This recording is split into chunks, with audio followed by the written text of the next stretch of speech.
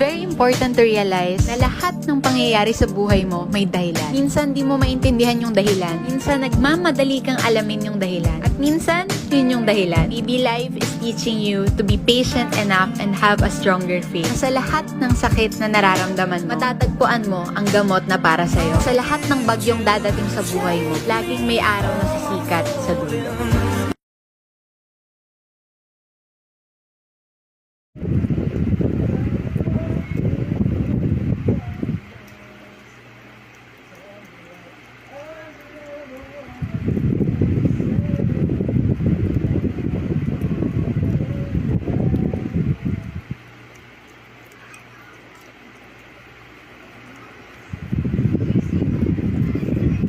Bilis mo naman.